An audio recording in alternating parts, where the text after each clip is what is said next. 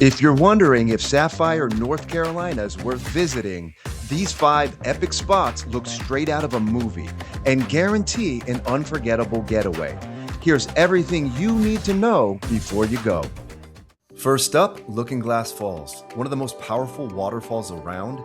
The heavy mist made it pretty tough to keep my lens clean, but honestly, that just made the whole experience even better. As I drove down the US 276, I found this sign, which was my cue to start looking for street parking. I snagged a spot right in front of the sign. From there, it was just a 50-yard walk to the stairs that lead down to the waterfall. Descending these stairs, it hit me that the walk itself is a huge part of the experience. Towering rock faces and a spectacular view of the falls from above, the walk down alone is worth the trip.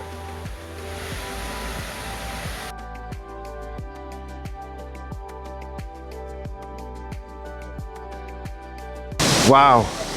All right, so I've got my mic on and the windbreak, but the force of this waterfall coming down is so strong.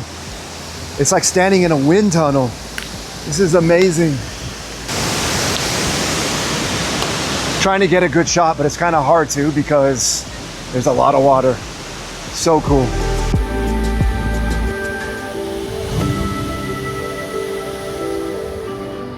I found this spot with incredible food to fuel up on before hitting my next trail. So this is Dry Falls, the parking scenario. So if you're thinking about coming here, just know that you might have a little bit of a wait out on the street. As you pull in, there's some cars lining up. But the good news is people are cycling out of here pretty quick. So you go from a pretty full parking lot. If you wait a few minutes, a parking spot usually opens up. Paid $3 for parking to support the National Forest. And let's head on down to Dry Falls. Pretty scenic view on the way down to the waterfall, and I can already see down there the river, and it looks pretty incredible. Oh man, I'm excited to get down there.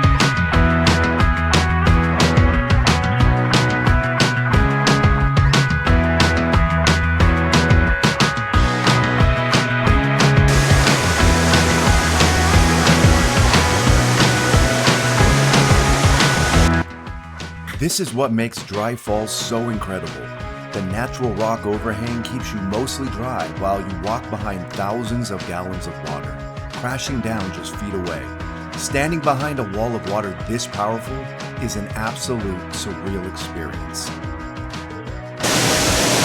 This is so cool.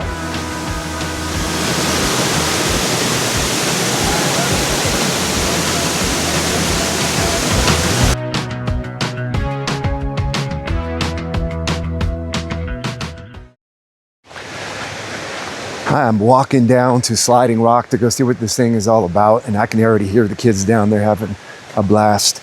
Keep in mind it's a Saturday, so it's definitely busier than it would be on a weekday. The small dirt lot right in front of the trail was full, but finding a spot wasn't a problem at all. There's plenty of parking along both sides of the road, both before and after the trail. So I've only been walking for about 5 minutes, and I'm just gonna keep heading towards the sound of the children's laughter and screaming, and I'm assuming I'll end up there. Oh, here we go. This is where you jump in line if you want to give Sliding Rock a shot.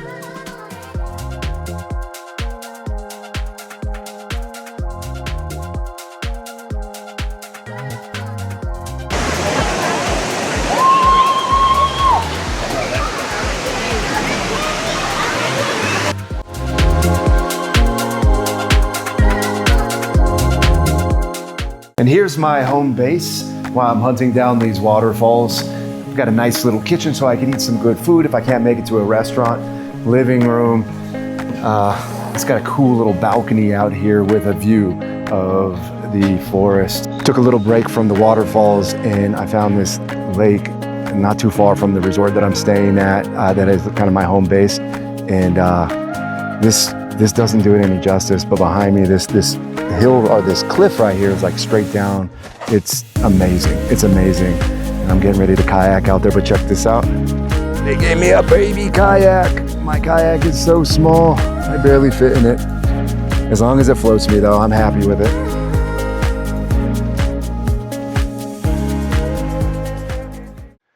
let me be very careful here because, oh, shit. Look at that. That is amazing. That is so freaking cool.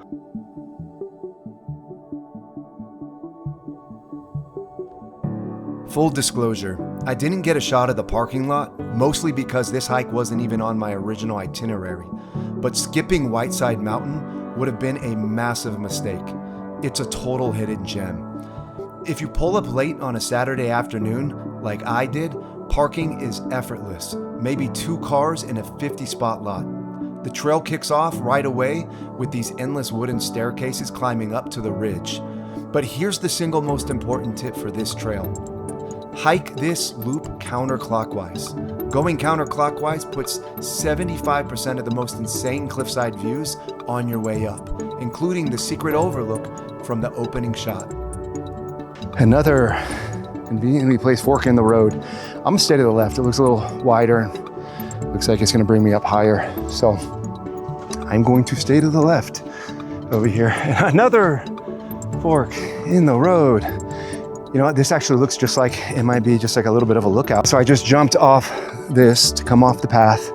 And if you're ever up here, it was well worth it because, man, woo! About 3/4 of a mile into the hike, look off to your right. You'll spot a wooden block right along the trail. You'll know it when you see it because there's a large opening out over the edge of the mountain. Just go beyond that block and that's where you'll find the hidden spot. Man, this just gets my adrenaline going. This is so amazing. Woo! And little did I know, just another 1/4 mile up the trail, it gets even better. Okay, hands down, one of my favorite hikes.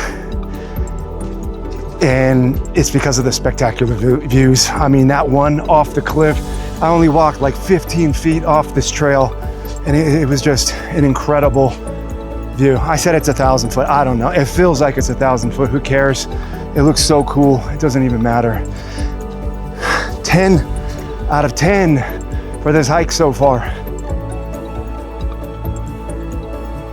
The rest of the hike back down was pretty cool, but reaching the apex right here, unmatched. Watching these clouds roll in across the ridge was easily the perfect finishing touch to a spectacular hike.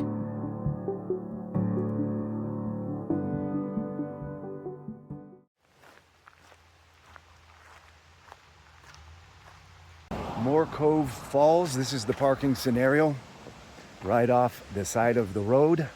There's quite a bit of parking. This is a Sunday, so I know it can probably get a little busier on a Saturday, but this is about a 5-minute drive up the street from Looking Glass Falls, where it had a similar parking scenario. But if you're gonna come and see Looking Glass Falls, why not also come and see more Cove Falls if it's only an extra 5 minutes up the street.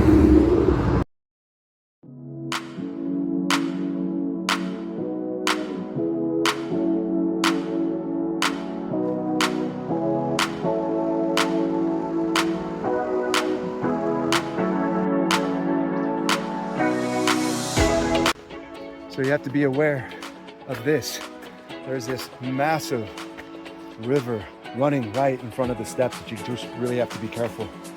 If you cannot swim, you may just want to avoid this altogether. Jokes aside, I really liked how well maintained this trail is. Having built-in stairs and sturdy wooden bridges the whole way up was a great touch. So there's a trail that you can go down to the waterfall and get right under it, or you can view it from up here.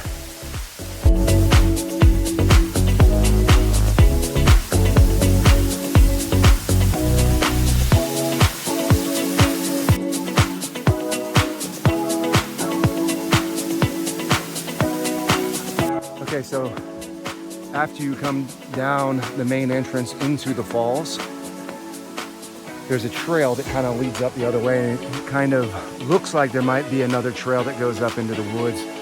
It's a dead end. At least that's what I found, was a dead end. So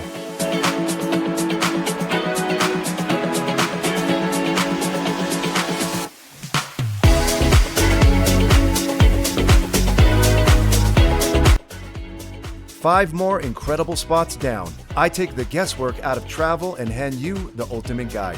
Hit subscribe and catch me on the next adventure.